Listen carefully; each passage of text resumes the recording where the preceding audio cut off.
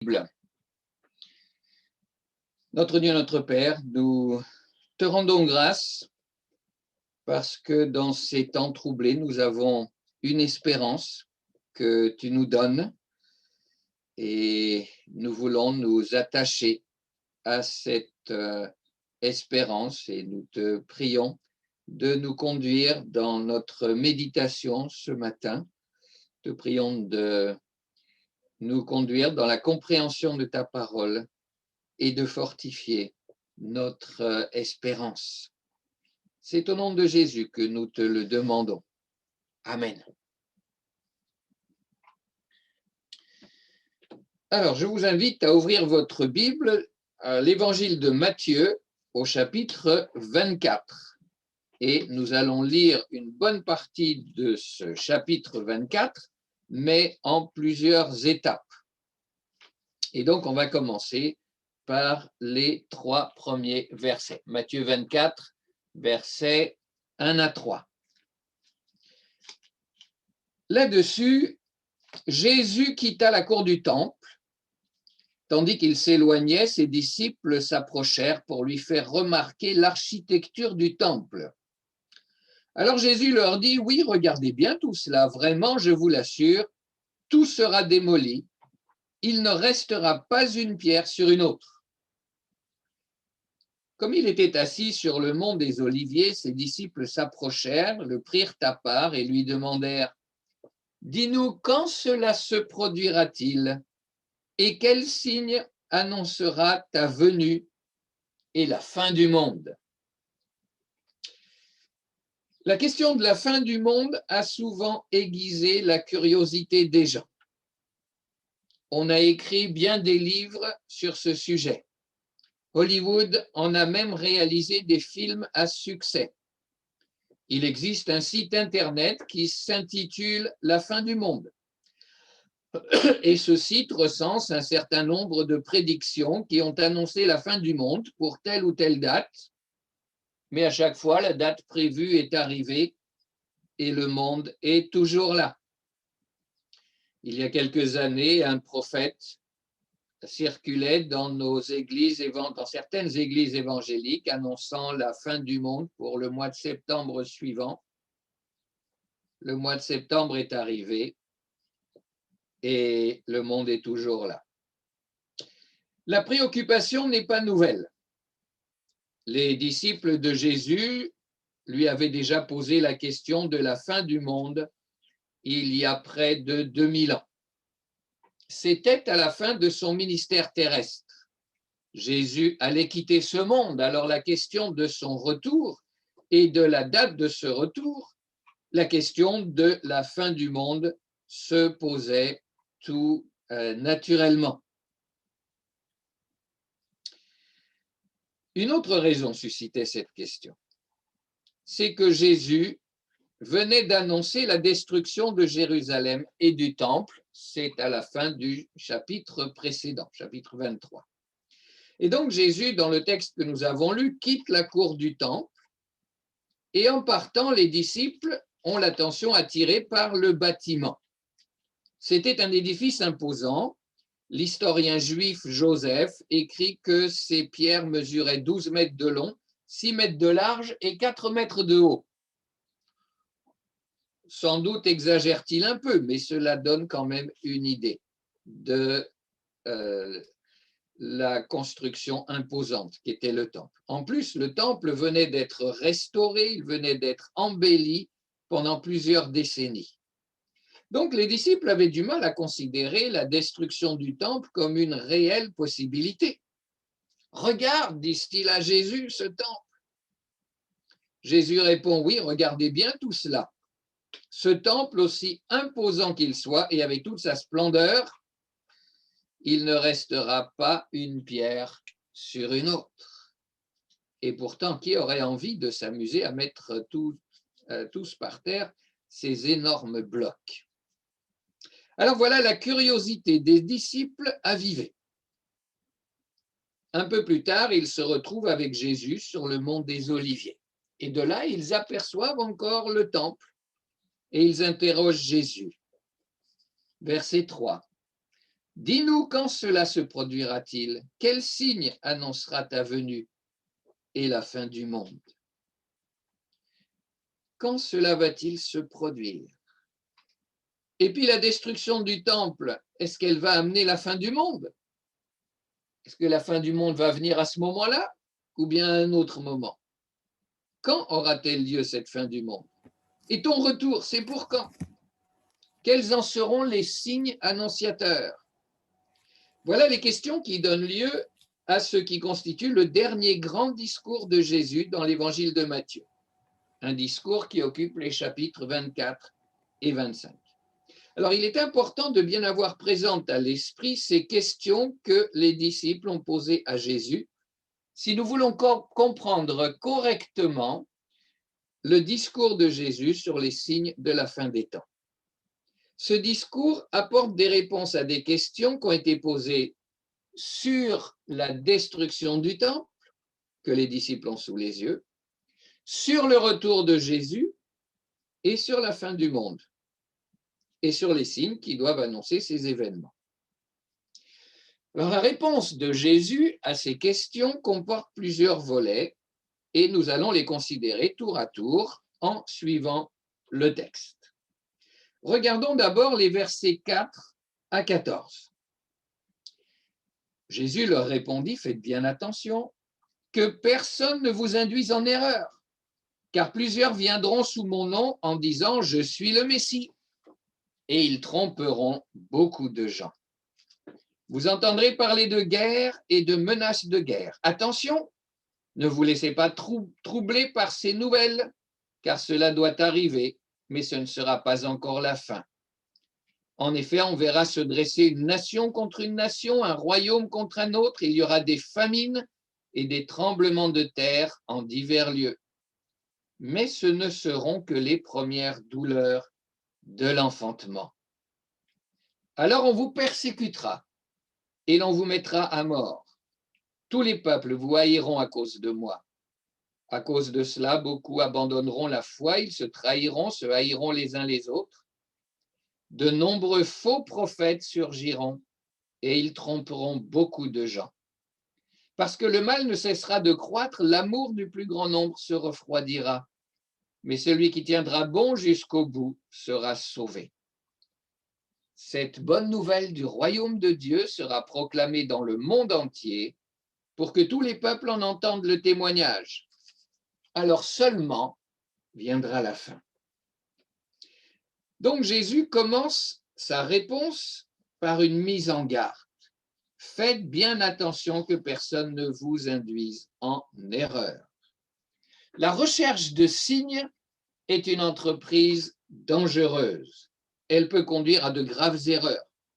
Quand on recherche des signes, puisque les disciples ont demandé les signes du retour de Jésus, quand on recherche des signes, on risque d'en voir n'importe où ou de prendre n'importe quoi pour un signe et donc de se fourvoyer. On peut aussi se laisser entraîner par des gens qui vont proposer des signes à qui veut bien les écouter. Alors ces gens vont lire l'histoire de manière à faire croire que nous sommes parvenus à la fin des temps et que le Messie est bientôt de retour, et des fois même qu'il est déjà de retour. Et certains vont se présenter comme le Messie. Bien des gourous, depuis la nuit des temps et encore à notre époque, ont entraîné des foules à leur suite en leur montrant dans des événements contemporains des signes de la fin, en leur prédisant d'autres événements auxquels ils attribuaient une valeur de signe, en leur annonçant une apocalypse imminente. Certains d'ailleurs ont même tenté de produire cette apocalypse. La crainte de l'apocalypse, le désir d'être rassurés font que des gens suivent ces gourous qui leur promettent d'échapper au jugement. Verset 5, plusieurs viendront sous mon nom en disant je suis le Messie et ils tromperont beaucoup de gens. À quels événements a-t-on tendance à attribuer une valeur de signe de la fin? Au verset 6 à 8, Jésus parle de guerre, il parle de famine et de tremblement de terre. Dans l'Apocalypse, dans un texte qui est parallèle au nôtre, il est question d'épidémie, si ça vous dit quelque chose. Il s'agit là de toutes sortes de catastrophes naturelles, mais aussi de guerres, et ces genres d'événements ont été pris par le passé comme des signes que la fin était proche. Mais Jésus déclare au verset 8, « Mais là, ce ne seront que les premières douleurs de l'enfantement. » Les douleurs de l'enfantement, c'est une image que l'on trouve dans l'Ancien Testament, en particulier chez le prophète Michée. Michée annonce qu'avant la naissance du Messie, qu'il doit apporter le salut, le peuple de Dieu connaîtra des jugements aussi douloureux qu'un accouchement. Et à l'époque, on ne connaissait pas l'accouchement sans douleur, au contraire. On mettait dans la tête des femmes qu'elles allaient souffrir quand elles allaient accoucher, et plus on leur avait mis ça dans la tête, plus elles souffraient. Donc, c'est l'image de douleur intense. L'idée de Michée, c'est que des jugements terribles devaient précéder la venue du Messie. Et le peuple d'Israël, on a connu avant la naissance du Messie.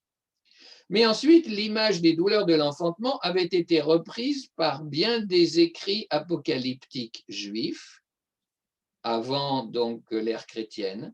Cette image était devenue familière pour dire que de grandes détresses précéderaient l'instauration du royaume de Dieu, la venue de la résurrection, de la nouvelle création, du paradis.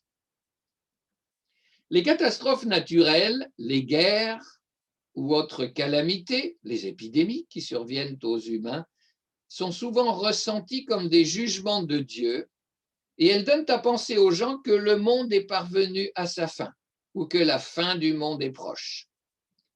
La génération présente oublie que les précédentes ont connu le même genre de choses. Jésus avait averti, ce ne seront que les premières douleurs. Ou encore au verset 6, vous entendrez parler de guerre, de menaces de guerre. Attention, ne vous laissez pas troubler, ces choses doivent arriver, mais ce ne sera pas encore la fin. Alors, quelque chose d'intéressant, d'important mérite d'être noté ici. Ces événements qui sont mentionnés par Jésus, les guerres, les famines, les tremblements de terre, tout cela s'est produit depuis les siècles qui ont précédé la venue de Jésus. Et depuis 2000 ans, ce sont des choses qui se produisent régulièrement. Et donc, à ses disciples qui l'interrogent sur les signes de la fin, ce que Jésus veut faire comprendre, c'est qu'au fond, le monde va continuer à tourner comme avant pendant un certain temps et qu'il ne faut pas s'y tromper. Jésus ne s'attend donc pas à ce que la fin vienne tout de suite. Et dans la période intermédiaire, le monde va demeurer égal à lui-même. Comme avant, il y aura des guerres, des tremblements de terre, des famines, des épidémies. Nous avons connu au siècle dernier 2 guerres mondiales. Plus proche dans le temps, il y a eu la guerre du Golfe, la guerre en Yougoslavie, celle du Kosovo. Une tempête d'une ampleur inhabituelle s'est abattue sur notre pays autour de l'an 2000.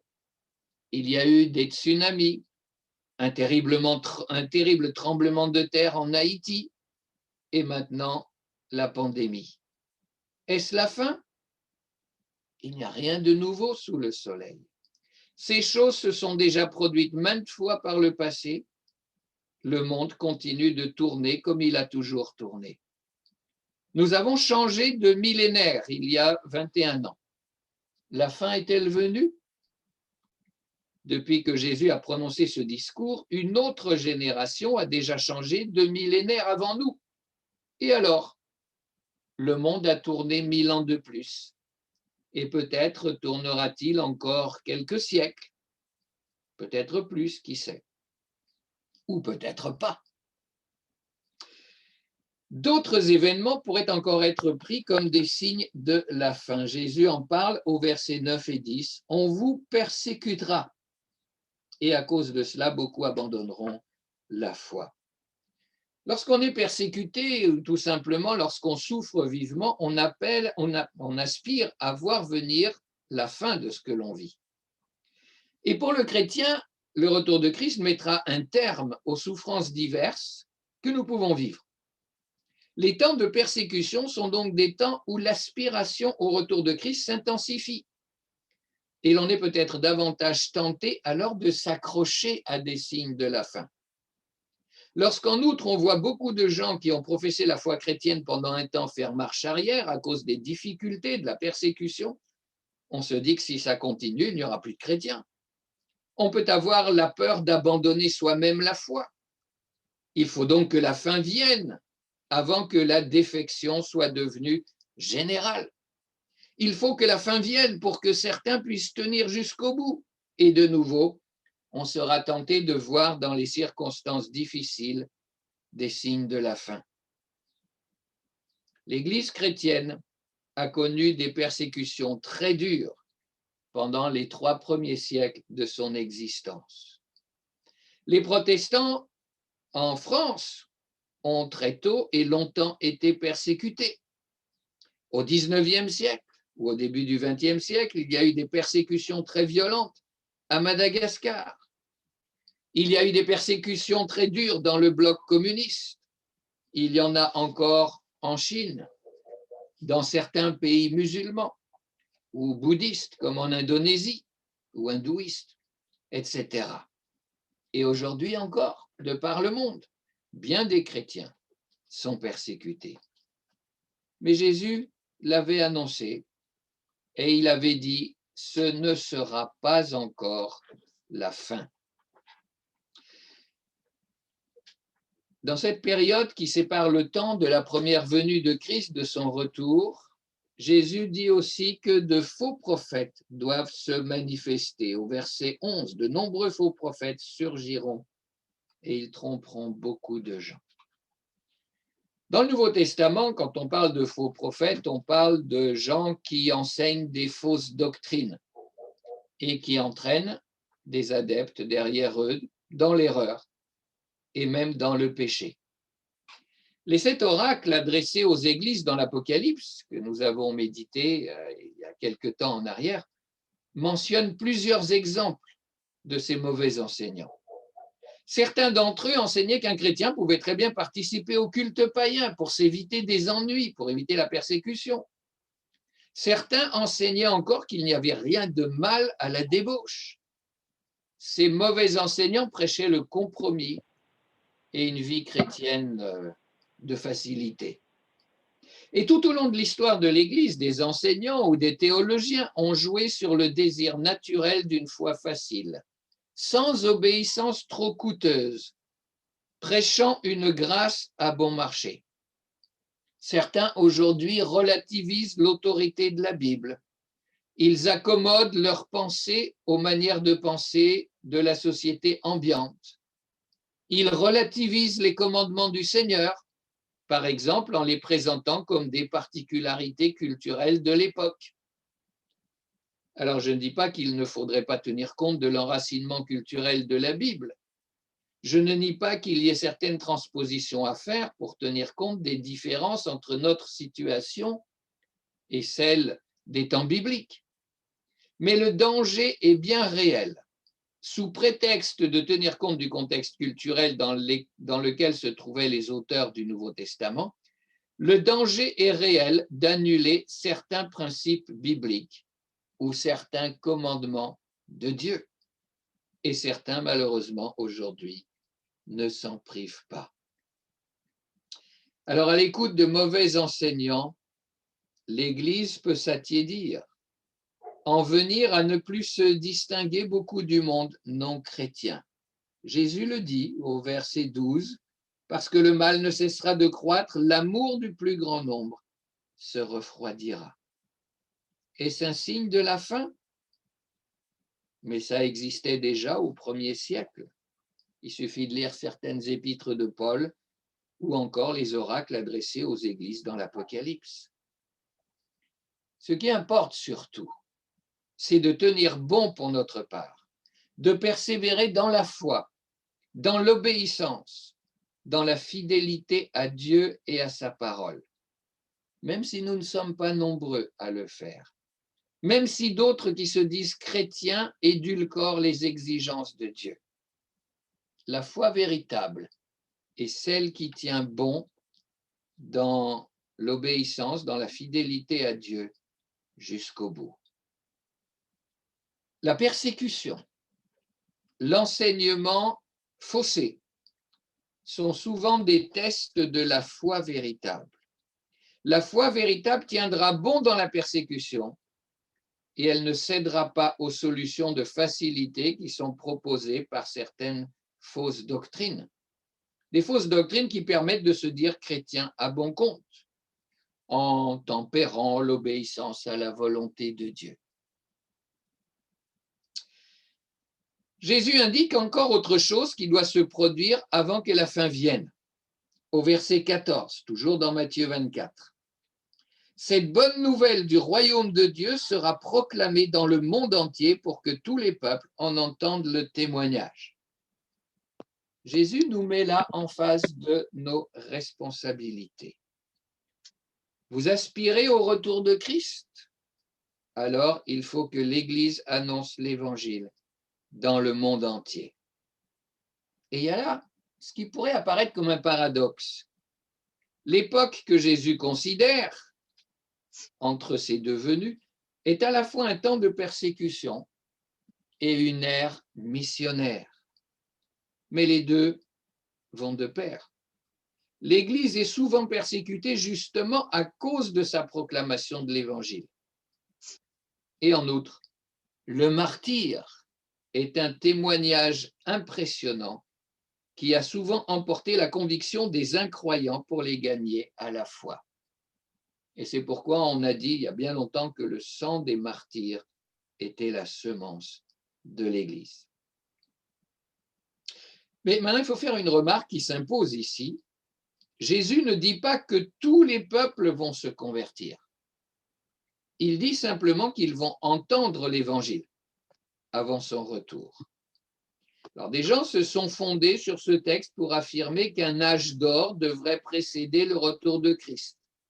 Un âge d'or au cours duquel le monde va se convertir dans sa majeure partie et sera gouverné par les lois de Dieu. Mais ce n'est pas ce que dit Jésus. Jésus ne dit pas que tous les peuples vont se convertir, mais il dit que l'Évangile sera prêché dans le monde entier. Lisons maintenant dans Matthieu 24 la suite au verset 15 à 20. Quand donc vous verrez l'abominable profanation annoncée par le prophète Daniel s'établir dans le lieu saint, que celui qui l'y comprenne, alors que ceux qui sont en Judée s'enfuient dans les montagnes. Si quelqu'un est sur son toit en terrasse, qu'il ne rentre pas dans sa maison pour emporter les biens qui s'y trouvent. Que celui qui sera dans les champs ne retourne pas chez lui pour aller chercher son manteau. Malheur en ces jours-là aux femmes enceintes et à celles qui allaitent. Priez pour que votre fuite n'ait pas lieu en hiver, ni un jour de sabbat. Voilà un autre événement que Jésus envisage ici, évoque ici, qui ne doit pas être considéré comme un signe de la fin. Il s'agit de la destruction de Jérusalem et du temple, un événement qui devait avoir lieu en l'an 70 de notre ère. C'est de ça que Jésus parle quand il dit au verset 15, il parle de l'abominable profanation annoncée par le prophète Daniel qui doit s'établir dans le lieu saint. Jésus reprend effectivement une prophétie de Daniel. À l'époque de Daniel, les Babyloniens avaient détruit Jérusalem et son temple. Et ils avaient emmené les Israélites en exil en Babylonie. Les prophètes avaient prévu tout cela. Ils avaient aussi annoncé le retour de l'exil au bout de 70 ans, ainsi que la venue du Messie et d'un salut merveilleux. À l'époque où Daniel reçoit l'oracle qui nous intéresse et que Jésus cite, on est à la fin des 70 ans d'exil. Le retour de l'exil est proche. Mais à ce moment-là, il ne fallait pas que les Israélites croient que toutes les promesses de Dieu allaient s'accomplir d'un coup, que le Messie allait venir tout de suite. Le retour de l'exil ne devait constituer qu'une première étape, et bien des choses devaient se produire avant la venue du salut final. Jérusalem et son temple, Daniel l'annonce, seront d'abord reconstruits, mais dans des temps de détresse. Et c'est plus tard seulement que le Messie devait venir. Le Messie conclura une nouvelle alliance. Mais l'histoire ne sera pas encore terminée, car le temple et Jérusalem seront de nouveau détruits. Et le jugement du monde qui est hostile au peuple de Dieu ne viendra que bien plus tard. Et c'est cet aspect-là de l'annonce de Daniel que Jésus cite. Daniel avait annoncé qu'au-delà de la venue du Messie, de la conclusion de la nouvelle alliance, le temple et Jérusalem seraient de nouveau détruits.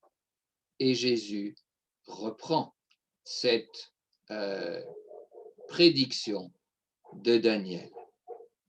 Et il précise que la nouvelle destruction du temple, qui devait survenir donc en 70 de notre ère, ne sera pas encore la fin du monde. Un peu avant l'année 70, donc là, quand Jésus parle, on est probablement en l'an 33, mais un peu avant l'année 70, les zélotes, des Juifs qui luttaient contre l'Empire romain pour essayer de regagner l'indépendance de leur patrie, ces Juifs ont souillé le temple. Quelque temps plus tard, les armées romaines ont installé les insignes de leur puissance et de leur Dieu dans le temple avant de le détruire et de détruire la ville de Jérusalem. Alors, cette expression, l'abominable profanation qu'on a au verset 15 et que Jésus reprend à Daniel, cette expression peut faire allusion à ces faits. La profanation du temple. Alors les Juifs et les chrétiens d'origine juive devront fuir pour échapper à la mort. Et Jésus dit, ceux qui seront sur les toits en terrasse de leur maison, les maisons avaient un toit plat, Jésus dit qu'ils n'auront pas le temps de redescendre.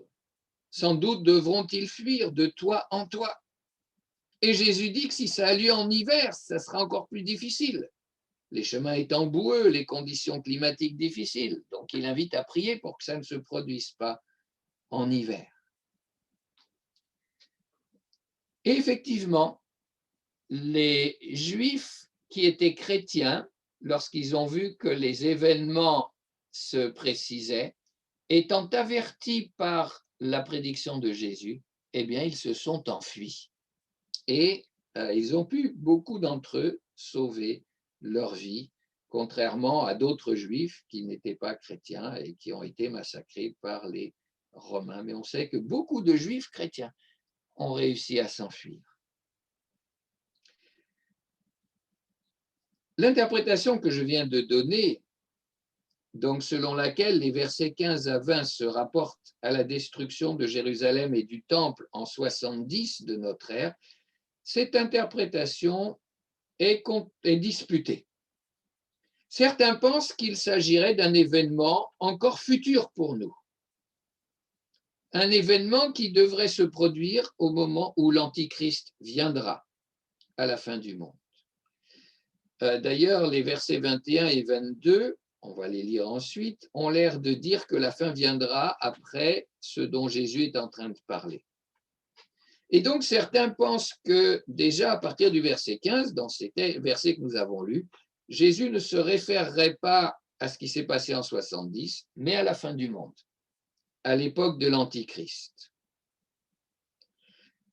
La référence à la fuite, la référence à la Judée, au verset 16, que ceux qui sont en Judée s'enfuient dans les montagnes. La référence au sabbat aussi, puisque Jésus dit qu'il faut prier pour que ça n'arrive pas un jour de sabbat. euh, donnent à penser qu'il s'agit de la situation en Judée au 1er siècle de notre ère. Dans le texte parallèle de l'évangile de Luc, d'ailleurs, Jésus parle de l'encerclement de Jérusalem par les armées ennemies. Et ça correspond bien à ce qui s'est passé en 70.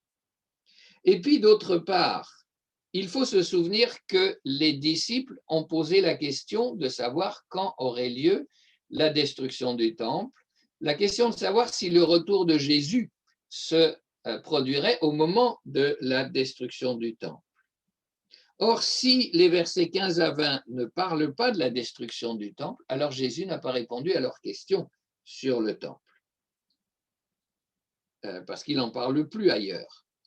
Et donc, on a là plusieurs arguments qui confirment que ce que Jésus annonce à partir du verset 15, c'est la destruction du temple de Jérusalem qui devait avoir lieu, qui devait être le fait des Romains en l'an 70 de notre ère. Et en même temps, il est vrai que Jésus semble dépasser ces circonstances, mais à partir du verset 21. Lisons les versets 21 à 31. Car à ce moment-là, la détresse sera plus terrible que ce qu'on a connu depuis le commencement du monde. Et jamais plus on ne verra pareille souffrance.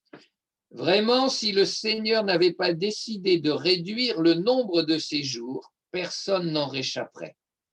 Mais à cause de ceux qu'il a choisis, il abrégera ce temps. Si quelqu'un vous dit alors le Messie est ici, ou il est là, ne le croyez pas. De faux messies surgiront, ainsi que de faux prophètes. Ils produiront des signes extraordinaires et des prodiges au point de tromper, même si c'était possible, ce que Dieu a choisi. Voilà, je vous ai prévenu. Si l'on vous dit, regardez, il est dans le désert, n'y allez pas.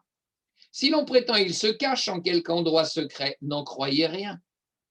En effet, quand le Fils de l'homme viendra, ce sera comme l'éclair qui jaillit du levant et qui illumine tout jusqu'au couchant. Où que ce soit le cadavre, là s'assembleront les vautours. Aussitôt après ces jours de détresse, le soleil s'obscurcira, la lune perdra sa clarté, les étoiles tomberont du ciel, les puissances célestes seront ébranlées. C'est alors que le signe du Fils de l'homme apparaîtra dans le ciel. Alors tous les peuples de la terre se lamenteront et ils verront le Fils de l'homme venir sur les nuées du ciel avec beaucoup de puissance et de gloire. Il enverra ses anges rassemblés au son des trompettes éclatantes, ses élus des quatre coins du monde, d'un bout à l'autre de l'univers.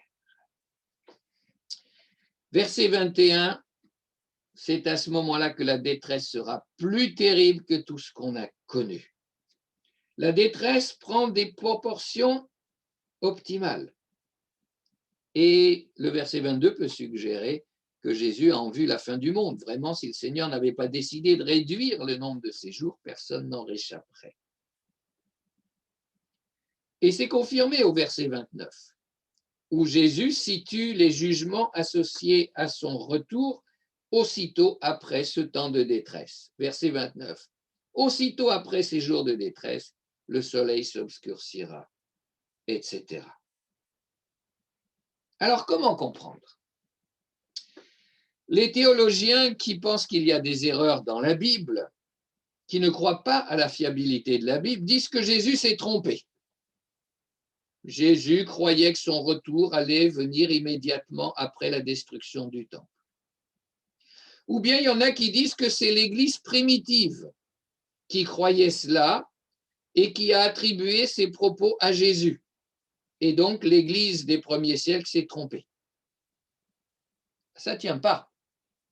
Parce qu'on l'a vu, les versets 4 à 14 enseignent que le monde va encore tourner comme avant pendant un certain temps. En outre, il sera affirmé plus loin qu'on ne peut pas connaître le moment du retour de Christ. Donc, ça ne colle pas avec l'idée que ce retour devait suivre immédiatement la destruction du temple. D'autres pensent que la grande détresse des versets 21 et 22 est celle qui a accompagné la destruction de Jérusalem et du temple. Mais au verset 29, Jésus situe son retour immédiatement après. Donc ça non plus, ça ne va pas. D'autres encore pensent que Jésus ne parlerait pas de son retour au verset 29 à 35, mais de ce qui s'est produit après la destruction du temple. Enfin, quand on lit le verset 30, c'est alors que le signe du Fils de l'homme apparaîtra dans le ciel. Tous les peuples de la terre se lamenteront et ils verront le Fils de l'homme venir sur les nuées du ciel. Ce verset parle bien du retour de Christ. Alors, comment comprendre? Quelle est la solution? Bien, voilà ce que je vous propose. Dans l'Ancien Testament, les jugements de Dieu qui surviennent dans l'histoire sont souvent présentés comme des prototypes, des avant-goûts du jugement final universel. Et même ces jugements qui surviennent dans l'histoire sont des événements qui acheminent l'histoire vers son dénouement, vers le jugement final universel. Et de la même manière, la destruction du temple en 70, qui est un jugement qui est venu sur les Juifs parce qu'ils avaient rejeté globalement leur Messie, la destruction du temple en 70 est une anticipation du jugement dernier qui viendra sur tous ceux qui ont rejeté Jésus-Christ. Et donc, on peut dire que les événements de 70, c'est le début de la fin. Mais pour les auteurs du Nouveau Testament, en fait, la fin, elle a commencé avec la première venue de Jésus et la destruction de Jérusalem. Il y a plusieurs textes dans le Nouveau Testament qui enseignent que la fin des temps a commencé avec la première venue de Jésus et donc la destruction de Jérusalem. Nous sommes dans les derniers temps, d'après le Nouveau Testament, depuis que Jésus est venu. La première venue de Jésus et la destruction de Jérusalem ont déclenché un processus qui achemine l'histoire vers sa fin, vers son dénouement. Et c'est tout ce processus qui est le temps de détresse dont Jésus parle. Ainsi, la grande détresse, elle a commencé avec la destruction de Jérusalem et du temple en 70, et elle va durer jusqu'à ce que Jésus revienne. Toute cette période est un temps de détresse à cause de ce qui a déjà été dit au verset 4 à 14. Il y a des guerres, des famines, des tremblements de terre, les persécutions du peuple de Dieu. La destruction de Jérusalem et du temple marque le début de ce temps de détresse qui doit durer jusqu'au retour de Christ et qui va s'intensifier à sa fin. Au verset 23 à 26, je reprends, si quelqu'un vous dit le Messie est ici ou il est là, ne le croyez pas, de faux Messies surgiront, ainsi que de faux prophètes. C'est la même chose que ce que Jésus avait dit au verset 11 et 12, où il parlait de ce qui devait se produire tout au long de l'histoire jusqu'à son retour. Et donc, ça confirme que le temps de la grande détresse, c'est l'époque qui va de la première venue de Jésus, ou de la destruction du temple en 70, jusqu'au retour de Christ. Pendant cette période, il y aura de faux messies, mais lui ne sera pas encore là. Ce temps de détresse n'est donc pas encore le temps de son retour, il le précède.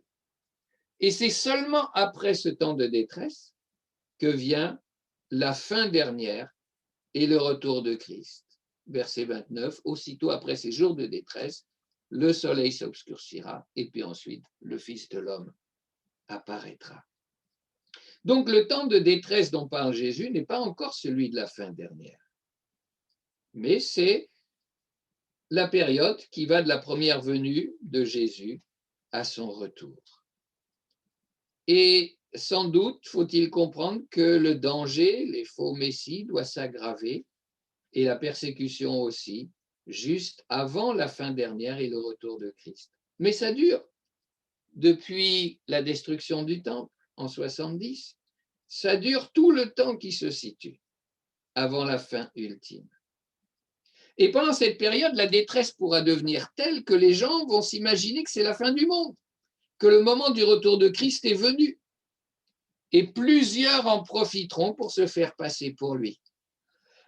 Et c'est là que Jésus nous dit, ne les croyez pas, ne vous fiez pas au faux Christ, même s'ils font ou s'ils prétendent faire des miracles extraordinaires. Jésus souligne le pouvoir de séduction de ces faux messies, à tel point qu'ils constituent un danger réel, même pour les élus.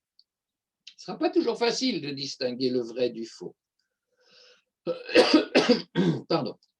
Alors, comment faire? Comment ne pas se laisser berner? Comment ne pas prendre les faux pour le vrai? Comment reconnaîtrons-nous Jésus lorsqu'il viendra?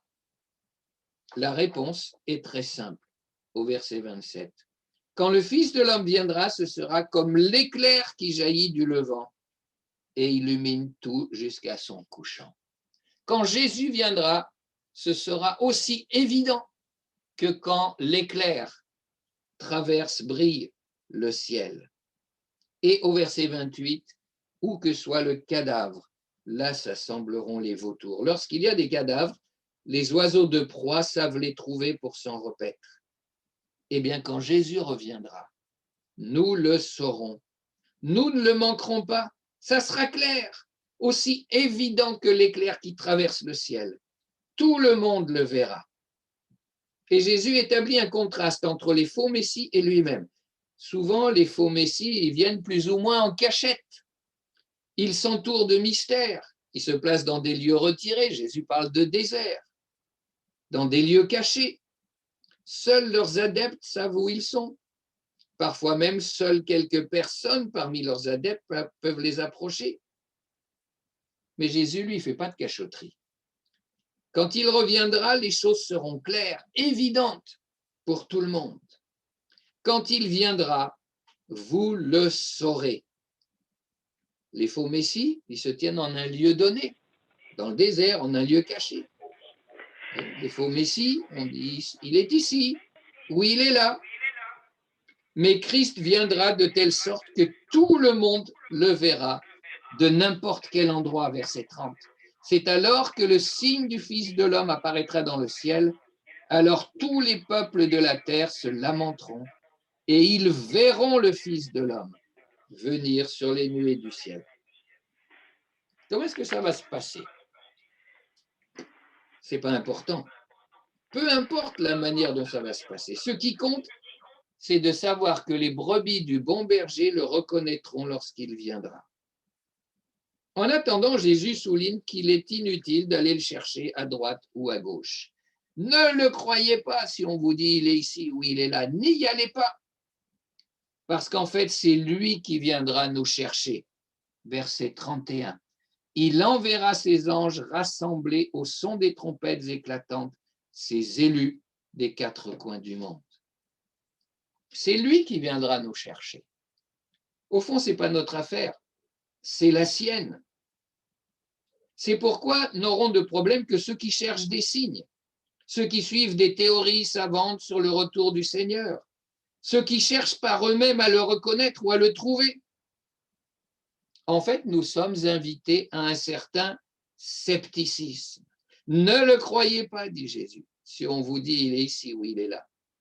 Et en tout cas, nous sommes invités à nous tenir sur nos gardes, mais aussi à faire confiance en Dieu. C'est son affaire. Cela dépend de lui. D'ailleurs, notre texte contient une promesse au verset 24. Jésus parle des faux messies, des faux prophètes qui vont produire des signes extraordinaires au point de tromper, même si c'était possible, ceux que Dieu a choisis. Mais cette formulation souligne qu'en fait, ce n'est pas possible que soient trompés ceux que Dieu a choisis. Aucun des vrais disciples de Jésus-Christ ne se fourvoiera sur son retour. Dieu y veillera. Et donc, nous n'avons pas à nous préoccuper de reconnaître le Seigneur. C'est lui qui viendra nous chercher. Alors, à partir du verset 29, Jésus évoque son retour, un retour qui sera accompagné de jugement qui sont évoqués dans un langage traditionnel. Le soleil s'obscurcira, la lune perdra sa clarté, les étoiles tomberont du ciel, les puissances célestes seront ébranlées. Ce n'est pas à prendre littéralement, c'est un langage imagé qu'on retrouve à différents endroits dans l'Ancien Testament. Il peut servir à décrire une victoire de David sur ses ennemis ou un jugement de Dieu contre son peuple sous la forme d'un fléau de sauterelle, d'une catastrophe naturelle. Poursuivons la lecture avec les versets 32 à 36. Que l'exemple du figuier vous serve d'enseignement. Quand ses rameaux deviennent tendres et que ses feuilles poussent, vous savez que l'été est proche. De même, quand vous verrez tous ces événements, sachez que le Fils de l'homme est proche, comme aux portes de la ville. Vraiment, je vous assure que cette génération-ci ne passera pas jusqu'à ce que tout cela vienne à se réaliser. Le ciel et la terre passeront, mais mes paroles ne passeront jamais. Quant au jour et à l'heure où cela se produira, personne ne les connaît, ni les anges du ciel, ni même le Fils, personne sauf le Père et lui seul. Jésus prend ici l'exemple du figuier. Alors certains considèrent que le figuier représenterait Israël, parce que dans un texte, le figuier est une image pour le peuple d'Israël dans l'Ancien Testament. Le figuier qui reverdit serait une manière de parler du retour d'Israël dans son pays et de la création de l'État d'Israël qui a eu lieu en 1948. Et Jésus dirait ensuite que son retour se produira du vivant de la génération qui aura vécu cet événement. Cette interprétation du texte est très certainement erronée. D'abord, il n'est pas question du tout d'Israël dans le texte. Jésus dit au verset 33, « De même, quand vous verrez tous ces événements, c'est-à-dire tous ceux dont il vient de parler. » Et il n'a pas parlé de retour d'Israël dans son pays. En fait, tout le discours va à la rencontre de la recherche de signes de ce genre. Le retour de Jésus doit rester imprévisible. Nul ne connaît l'heure du retour. Ce qui s'est produit en 1948 ne doit pas permettre de prévoir le retour de Christ. D'ailleurs, lorsque j'étais plus jeune, on disait que Christ reviendrait dans les 30 ans qui suivraient la création de l'État d'Israël. Et puis après, on a dit dans les 40 ans. Aujourd'hui, on est à 72. Enfin, cette interprétation repose sur une erreur de grammaire. Car dans le grec, le texte dit bien cette génération-ci, et non pas cette génération-là ne passera pas, que tout cela n'arrive. En grec, il y a une différence entre les deux. Et cette génération-ci, c'est celle à laquelle Jésus s'adressait. S'il avait voulu parler d'une génération à venir, il aurait dit cette génération-là. Mais là, vous allez me dire, mais tous les événements annoncés par Jésus ne se sont pas produits du vivant de la génération du temps de Jésus. Oui, c'est vrai. Alors, comment faut-il comprendre? Mais pour Jésus, les divers événements dont il parle constituent un tout indissociable. C'est comme un ensemble unique, un événement unique, mais qui vient progressivement. Et donc, c'est ce tout envisagé comme un événement unique qui arrive à partir de la mort et de la résurrection de Christ. Et à partir de la destruction du temple, la mort et la résurrection de Christ constituent la fondation de la nouvelle alliance. La destruction du temple est importante parce qu'elle marque la fin de l'ancienne alliance. Et alors, cet événement unique arrive bien du vivant des contemporains de Jésus, même s'il se déploie ensuite progressivement sur un laps de temps indéterminé. Imaginez que vous attendiez un train, vous êtes sur le quai d'une gare et vous attendez un train. Soudain, vous voyez la locomotive et vous dites, ça y est, le train entre en gare. Et en réalité, vous voyez la locomotive et vous voyez les premiers wagons. Certains wagons peuvent être loin derrière. Et si le train est très long, ils ne sont pas encore entrés en gare et vous ne les voyez pas. Et bien de la même manière, on peut dire que le train est entré en gare au 1er siècle de notre ère. La locomotive, les premiers wagons entrent en gare, sont entrés en gare. Il y a eu des guerres, des tremblements de terre, des persécutions, des faux prophètes, des faux messies. Jérusalem et le temple ont été détruits. Le train est entré en gare, mais il ne s'est pas encore arrêté, car les derniers wagons ne sont pas encore arrivés à quai. Un processus s'est enclenché, mais ce processus n'est pas parvenu à son terme. Et c'est dans ce sens-là que Jésus peut dire, quand vous verrez tous ces événements, sachez que le Fils de l'homme est proche, comme aux portes de la ville. Oui, depuis le 1er siècle, le retour de Jésus-Christ est proche. En disant cela, Jésus ne parle pas en termes de quantité de temps. Il l'indique au verset 36, au jour ou à l'heure où cela se produira, personne ne le connaît. Mais il dévoile la nature de l'époque qui va débuter avec sa mort, sa résurrection et la destruction du temple. Ces faits vont déclencher un processus qui mène inexorablement à son retour. Dire que le retour de Jésus est proche, c'est dire quel est le vecteur qui oriente toute l'histoire depuis ce moment-là, quelle qu'en soit la durée. Ainsi, les événements évoqués par Jésus dans l'ensemble de son discours, les événements qui se sont produits en 70, les événements qui ne cessent de se produire depuis près de 2000 ans, les guerres, les famines, tremblements de terre, une pandémie. Ces événements doivent être considérés comme des indications que nous vivons une époque caractérisée par la proximité du retour de Christ. L'histoire s'achemine vers le retour de Christ, inexorablement. Et l'on pourrait dire en particulier que la destruction du temple en 70 est un signe avant-coureur du jugement final à venir. Un signe qui indique donc dans quelle direction va l'histoire. L'histoire va vers le jugement de ceux qui auront rejeté la grâce du salut apportée par Jésus-Christ.